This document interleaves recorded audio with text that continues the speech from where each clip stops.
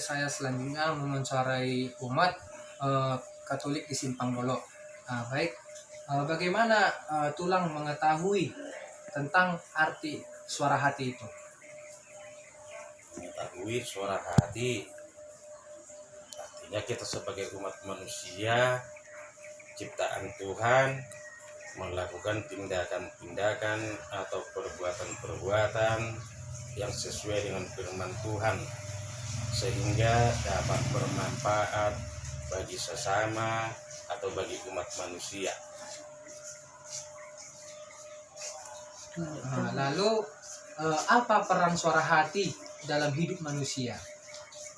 Kalau menurut pendapat saya, peran suara hati itu sebagai petunjuk atau sebagai kompas, sehingga berdasarkan suara hati kalau diikuti seseorang, dia tidak terjerumus kepada hal-hal yang tidak baik atau kepada hal-hal yang melanggar aturan atau hukum atau norma-norma yang berlaku dalam masyarakat.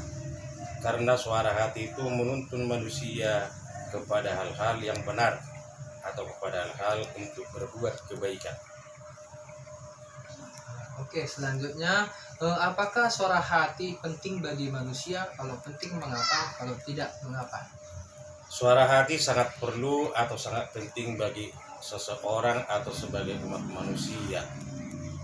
Karena suara hati itu adalah merupakan pola atau merupakan naluri yang muncul dari hati yang paling dalam, sehingga manusia itu dapat terkontrol atau manusia itu dapat mengikuti hal-hal kebaikan baik bermasyarakat, baik bernegara, terutama dalam beragama.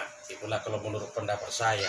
Selanjutnya melihat kehidupan sehari-hari pada umumnya, apakah manusia bertindak masih berdasarkan suara hati? Kalau dalam kehidupan sehari-hari, apalagi pada zaman sekarang, masih ada manusia yang saya ketahui atau yang saya lihat melakukan perbuatan-perbuatan berdasarkan suara hatinya.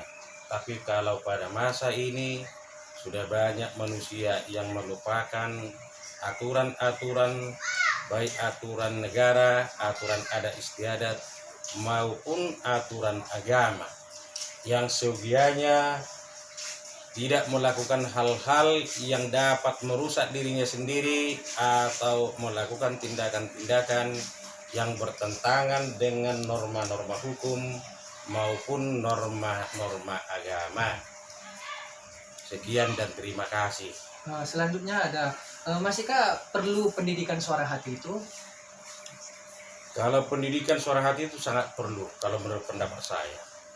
Karena suara hati itu membentuk karakter manusia supaya berbudi luhur, memiliki budi pekerti, sehingga manusia itu dapat diarahkan melalui pendidikan suara hati kepada hal-hal yang benar, kepada hal-hal yang baik. Sekianlah dari wawancara umat. Terima kasih.